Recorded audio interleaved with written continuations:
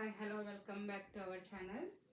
మీకు వాస్తవ సంఖ్యల్లోని real numbers 10th class maths chapters వాస్తవ సంఖ్యల చాప్టర్లోని ఎక్సైజ్ 1.1లోని సెకండ్ ప్రాబ్లం చూస్తున్నాము.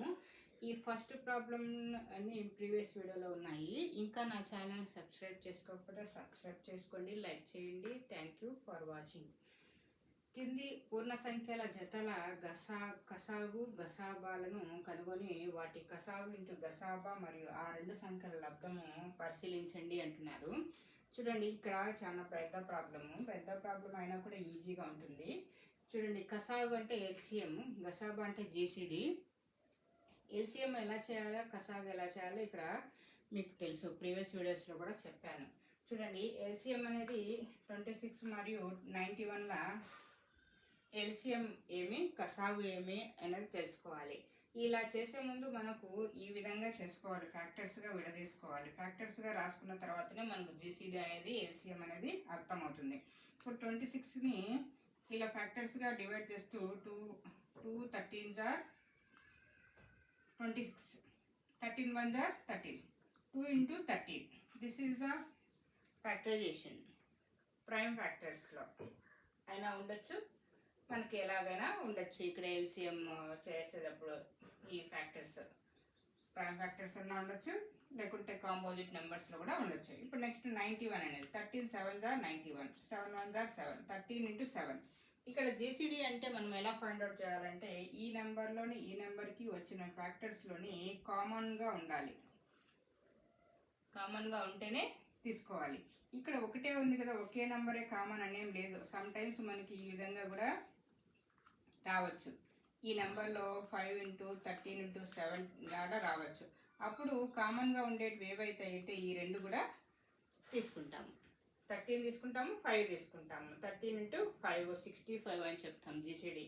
ఇక్కడ ఒకే నెంబర్ కామన్గా ఉంది కాబట్టి ఒకే నెంబరే జీసీడీ అని చెప్పగలం. 13 ఎల్సిఎం అంటే అన్నీ కలిపి రాసుకుంటాము. ఇక ఈ నెంబర్లో ఏమున్నాయో ఈ నెంబర్లో ఏమున్నాయో కామన్గా రాసుకుంటాము, కలిపి రాసుకుంటాము. కానీ రాసిన నెంబరే మళ్ళీ రెండోసారి రాయకుండా చూసుకోము. ఇప్పుడు ఆల్రెడీ కామన్గా ఇది 13 ఉంది కదా, ఒక 1 టైమే రాసాము. 2 యాజ్ ఇట్ ఈజ్గా రాసాము, 7 అనేది యాజ్ ఇట్ ఈజ్గా రాసాము. 13 అనేది రెండిట్లో కామన్గా ఉంది కాబట్టి 1 టైమే రాసాము.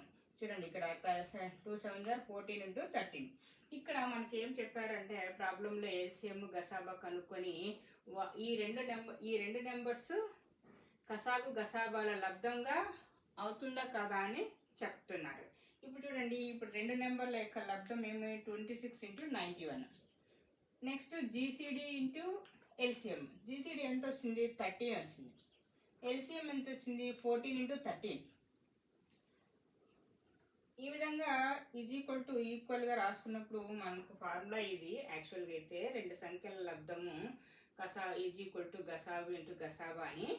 ఇది ఫార్ములాని సాటిస్ఫై చేస్తాయా లేదా అనేది ఈ ప్రాబ్లం నిరూపిస్తుంది. చూడండి, ఇప్పుడు 26 into 91 2 నెంబర్స్ యొక్క లబ్ధము. Next GCD 13, LCM 14 into 13. ఇక్కడ క్యాన్సిలేషన్ చేసుకుంటాం, ఈజీగా ఉంటుంది అనేది. చూడండి, 13 2s are 26. Next 13 7s are 91, 7 2s are 14, here also 14. Same numbers are equal, 14 is equals to 14. So ఈ ప్రాబ్లం అనేది 26 మరి 91 అనేది ఈ ఫార్ములాని సాటిస్ఫై చేస్తుంది. కాబట్టి మనకు ఈ వచ్చిన విలువలు